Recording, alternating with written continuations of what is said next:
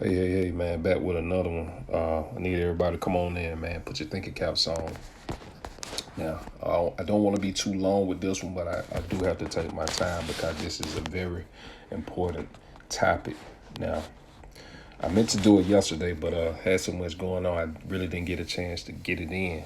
But I was reading an article in the AJC recently about this guy. Well, it wasn't actually about the guy. It was about a hate crime bill that they pushing, or where they actually already have it instituted, but they trying to push for it to be what Robert Aaron Long will be charged with. Now, Robert Aaron Long is the guy, the shooter, in the three separate spa incident down here in Atlanta. So, but it's interesting because he was quoted as saying the reason that he shot up the Asian spas was because he was a sex addict and he was seeking to eliminate temptation. So, they trying to push the narrative that he hate Asians and this is why he did it. It's a hate crime. For me, with my thinking cap on, it's actually the opposite. It seems that he had an inordinate lust for Asian women. Not trying to be funny, but a lot of us been knowing for years and years and years what some of these places indulge in with the happy endings or whatnot. So, one thing I want to say, right, which I should have said in the beginning, is the definition of power is the ability to define reality and have others follow after that definition. Once again, the power is the ability to define reality and have others follow after that definition. Now, why is that important? Because the people who are in control of the narrative are the ones that's basically defining what the reality is. Now, if we follow after what they saying, then we live in that reality.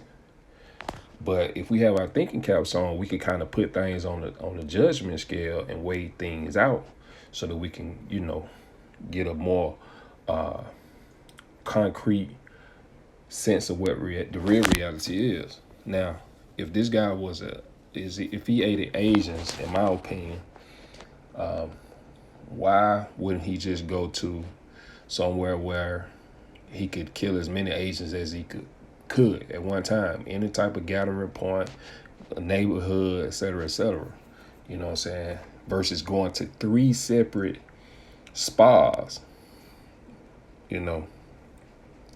That kind of more aligned with the reason that, he apparently did what he did. It wasn't a thing about Asian hate. It was a thing about some issues that he had going on internally.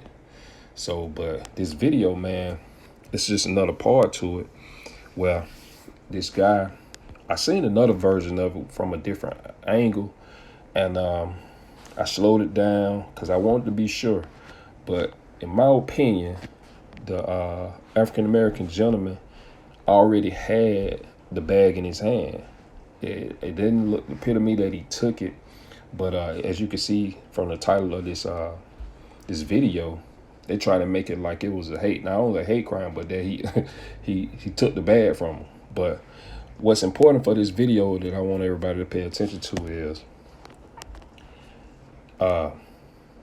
at the end of the video, you can hear the people who recorded, one of the people who recorded, as well as another observer, actually say that the Asian guy apparently called the African-American gentleman a nigger or the N-word. So I probably don't play the video.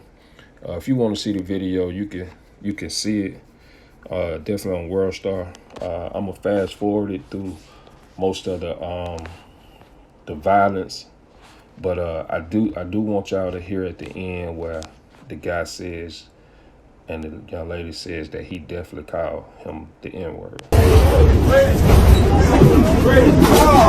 And to slow it down, you could kind of see where right here, well, you can go back and do that for yourself, but you can see the arms and who throwing what arms and what was in the person's hand.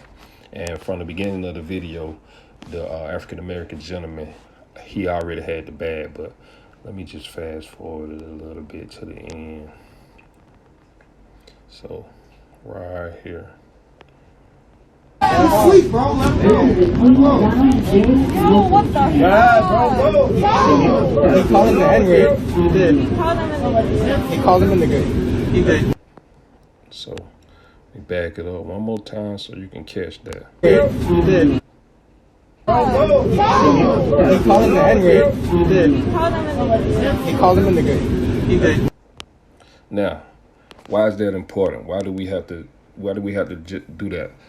Well, in America, this is like the smoking gun for any situation where it's when you're dealing with something that happens to a black person, to have the evidence they need to basically prosecute somebody for a hate crime towards a black person.